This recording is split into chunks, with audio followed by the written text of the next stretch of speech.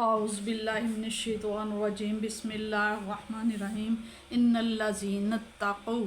بے شک وہ لوگ اتقوا جنہوں نے تقوی اختیار کیا اذا جب مسہم جب چھوتا ہے انہیں طائف کوئی خیال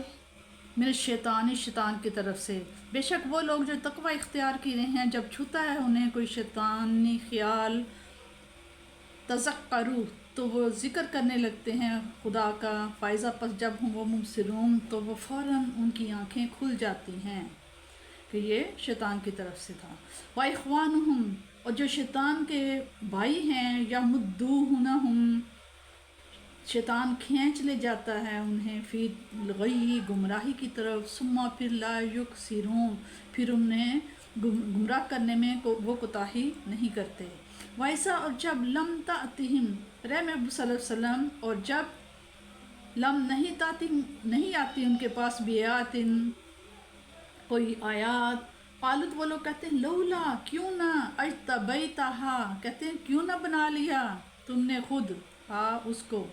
کل آپ صلی اللہ علیہ وسلم فرمائیے انا بے شک اتبعو میں اتباع کرتا ہوں پیروی کرتا ہوں پیچھے چلتا ہوں ما جو یوحا جو وحی کی جاتی ہے الیہ میری طرف میرے ربی میرے رب کی طرف سے حاذا یہ بصائرو یہ روشن دلیلیں ہیں من ربکم تمہارے رب کی طرف سے وَہُدًى اور ہدایت ہے وَرَحْمَةٌ اور رحمت ہے لِقَوْمٍ اس قوم کے لیے یؤمنون جو ایمان لاتی ہے وَإِذَا اور اذا جب قُرِئَ پڑھا جائے قرآن مجید فَاسْتَمِعُوا تو کان لگا کر سنو لہو اسے قرآن پاک کو فَأَنصِتُوا اور چپ ہو جایا کرو لعلکم شاید کہ تم ترحمون تم پر رحم کیا جائے وَاذْكُرُوا اور یاد کرو ربکا اپنے رب کو فی نفسکا اپنے دل میں تضرعاً عاجزی کرتے ہوئے وخیفتاً اور خوف سے یعنی کہ ڈرتے ہوئے ودون الجہر جہر ہوتا ہے اونچی آواز سے بولنا ودون الجہر من القول بات کو جہر کے علاوہ یعنی کہ اونچی آواز سے نہیں چلا کر نہیں بالغدوی صبح کو بھی والاسالی اور شام کے وقت بھی اللہ تعالیٰ کو یاد کرو ولا تکن اور لا نہ تکن اور نہ ہو جاؤ من الغافلین اور غافل رہنے والوں میں سے نہ ہو جاؤ ان الذین بے شک وہ لوگ جو ان دا پاس ہیں ربی کا اپنے رب کے طرف لا یستکبرون وہ تکبر نہیں کیا کرتے ان عبادت ہی اپنی عبادت سے یسبحونہ اور وہ پاکی بیان کرتے ہیں وَلَهُ اور اسی کے آگے یسجدون سجدہ کرتے ہیں نیک نہاد اور پرہیزگاروں کو اگر کوئی شیطان وسوسہ راہ حق سے بھٹکانے لگتا ہے اور اپنے دام فریب میں گرفتار کرنے لگتا ہے تو فوراً ان کا ضمیر بیدار ہو جاتا ہے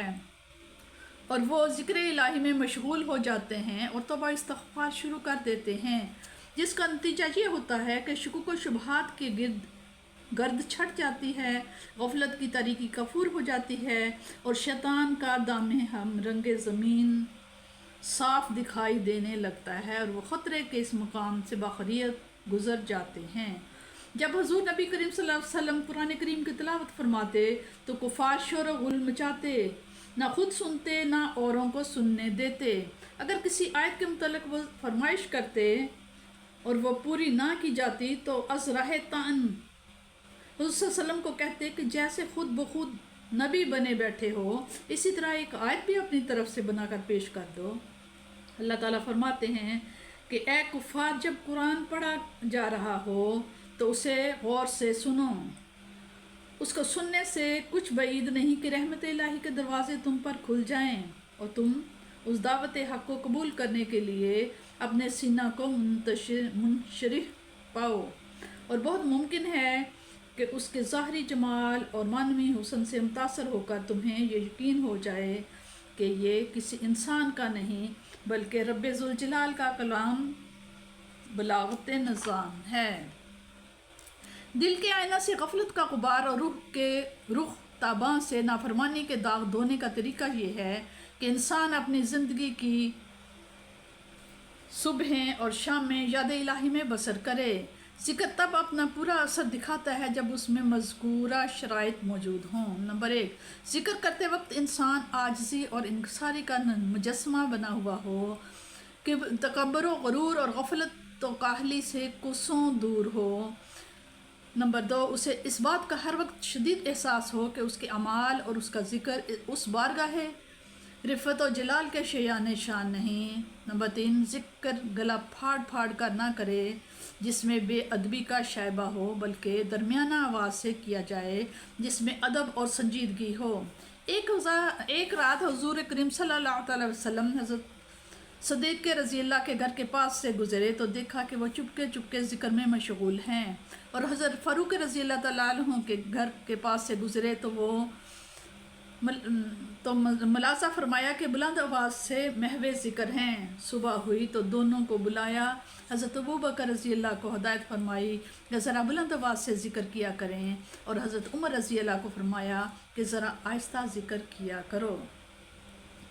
اللہ زینہ سے مراد ملائکہ ہیں۔ اللہ زینہ عند ربی کا، یعنی کہ اس میں ملائکہ کا ذکر ہے۔ اس صورت کا اختتام فرشتوں کے ذکر خیر سے کیا جا رہا ہے، اور بتایا جا رہا ہے کہ جب یہ نورانی اور پاک مخلوق ہر وقت اپنے پروردگار کے ہر حکم کے سامنے سر تسلیم خم کیے ہوئے ہے، ان کی زبانیں اپنے رب قدیر کی حمد و ثنا اور تسبیح و تمہید میں زمزمہ سنج ہیں، اور ان کے دل ان کی یاد میں محو ہیں، اور ان کی پیشانیاں ان کے بارگاہ میں سجدہ ریز ہیں، تو انسان جو مسجود ملائک ہے اور اللہ تعالیٰ کا خلیفہ ہے، اس کا بھی فرض ہے کہ وہ اپنے مولا کریم کی عبادت اور اطاعت میں صبح و شام کوشاں رہے، ہر دم اس کی یاد، اس کا ذکر اور اس کی محبت میں سرشار رہے۔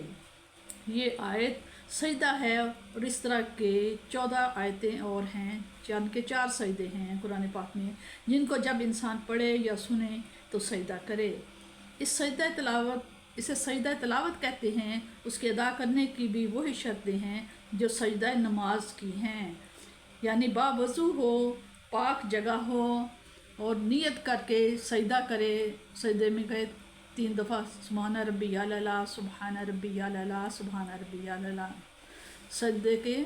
قرآن پاک میں سورہ 9ویں پارے سے لے کر 30ویں پارے تک اس کے اندر 14 سجدے ہیں جو کرنے ضروری ہیں، یعنی کہ فرض تو نہیں ہے لیکن کرنے ضروری ہیں، کہ اس کا ثواب بہت ہے، کیونکہ فرشتوں نے سجدہ کر دیا تھا حضرت آدم کو، اور جو تھے ابلیس جو تھا اس نے سجدہ نہیں کیا، حالانکہ وہ بہت عبادت گزار تھا، لیکن وہ کیا ہے، اللہ تعالیٰ نے اس کو ریجیکٹ کر دیا۔